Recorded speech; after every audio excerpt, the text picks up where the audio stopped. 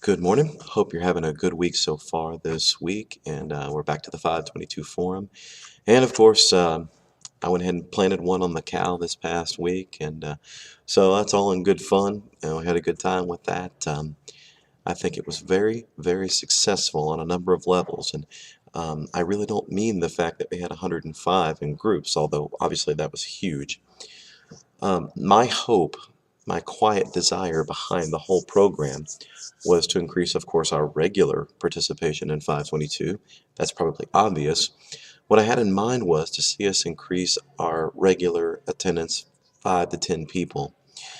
We had been averaging about 55 in the past year, and into the beginning of this year, it had stayed about the same, about 55. I'd hope to see us get to where we're averaging 60 to 65 through this process. And so here's the really, really good news. In addition to the week of the 105, well, including that week, we have now gone 5 Sundays, folks, 5 Sundays where we've been 60 people or better. We've been between that 60 and 65 range. That does include the big 105, but then including this past Sunday, we've been 60 or better for the past 5 Sundays. And so, as far as I'm concerned, that is a smashing success. That's really great. We've got some new people connected into groups and seem to be finding a home there. And that's good news. Really good news. Praise be to God. We thank you for it, Jesus. We praise you. We honor you. Continue to change lives and make them better in your name. Amen. So we're honest about our failures, and we also want to celebrate the blessings and the good things. So, good stuff. What I want to say to you is the time is rapidly approaching where we're going to need to launch some new groups.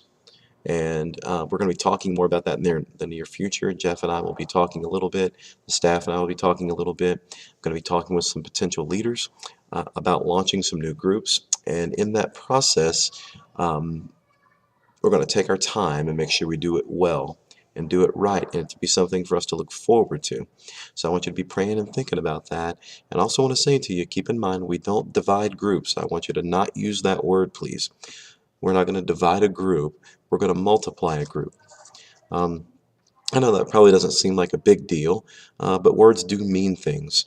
And we don't want to use that word divide. I really want to use the word multiply or launch a new group, birth a new group, however we want to say that. We're going to be doing that. We're going to be doing that relatively soon. So be thinking about it. We're going to talk about structure today, group structure. We're going through our 522 basics in opposite order. And so we're to group structure.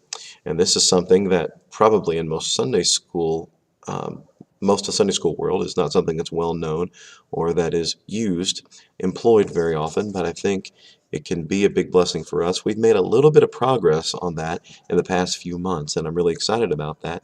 But let me just outline for you what we mean by group structure. What we mean is that inside a group, that we don't just have people who show up, but that they have roles inside the groups to make them more effective, to be more useful for ministry, to take some of the burden off the leaders so they don't have to do everything, and to increase the ownership of the group.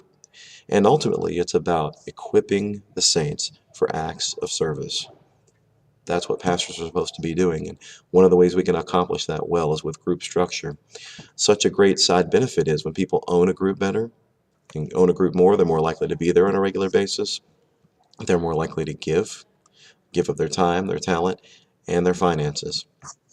And so it's a win-win situation when we get people connected into some kind of structure, some kind of way of serving on a regular basis, a role that they can take and make their own. It's a win-win situation. So let me outline for you 6 quick explanations of roles that can exist in a group. And there can be, and probably should be more, but this is a place for us to start. Obviously, you have a leader. And I want us to resist using the term teacher. I want us to use the term leader because it's more expansive than simply teaching, and it includes facilitating. It includes trying to help draw people into digging through the Word of God for themselves. It involves overseeing this group structure. It involves pastoring the group.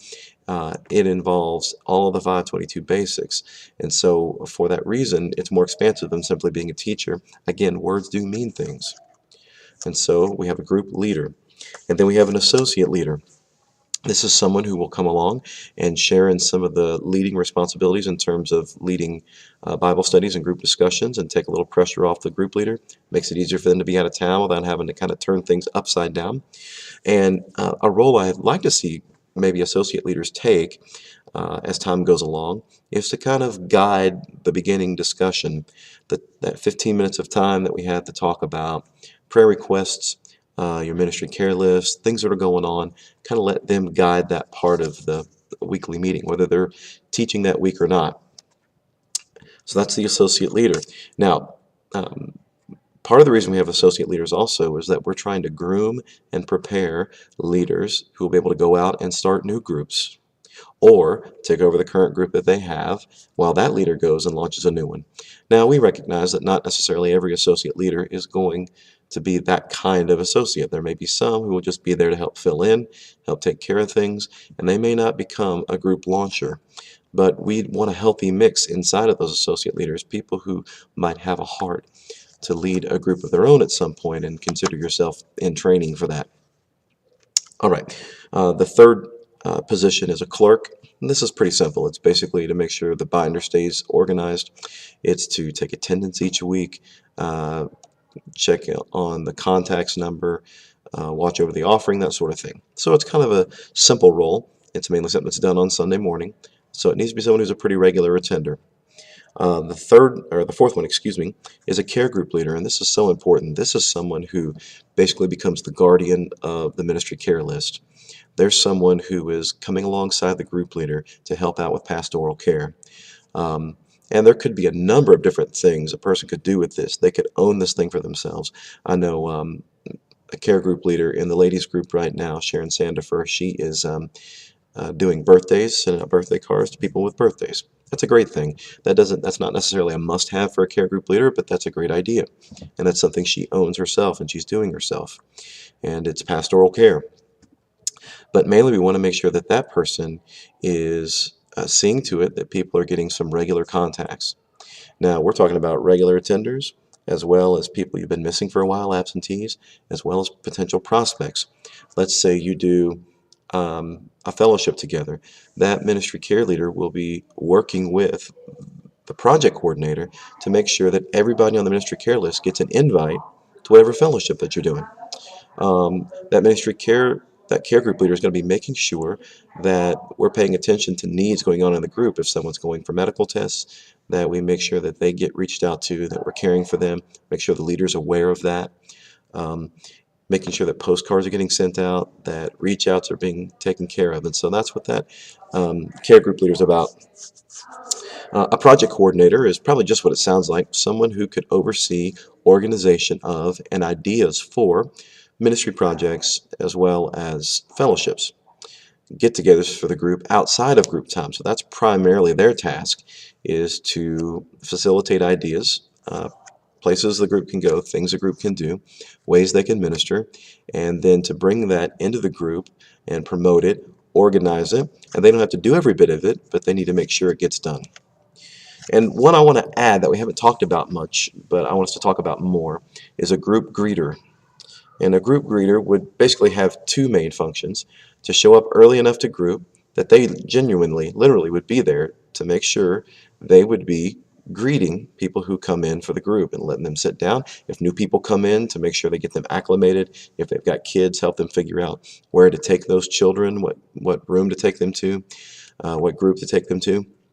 And they would take personal responsibility for taking care of that. If someone walks into the sanctuary during group time and they seem lost, don't know what to do, that group leader, or excuse me, that greeter would be ready to get up and go and help them. So that's one function. The second function would be to pay careful attention to the sanctuary on Sunday mornings during worship, and to try to pay attention to folks who would fit into your group structure, who may be guests at the church or coming with some regularity, who you can invite. We've been giving you some half-page flyers as invite pieces for your group. They have your group's name on them. And this greeter could take that and go invite those folks and talk with them. And it's not that other members of the group can't or shouldn't, but it's that we have one person who's making the extra special effort to do that. So I think that could also be a really great addition to our group structure. You may have some other ideas, but this week in the forum, what I'm going to ask you to do is think about what the next step is for group structure for your group, and share that with us. What would be a good next step for your group? What's another role that needs to be filled? So I just want you to share that briefly, and I want you to think about one step you can take toward that this week. Okay? Thank you, guys.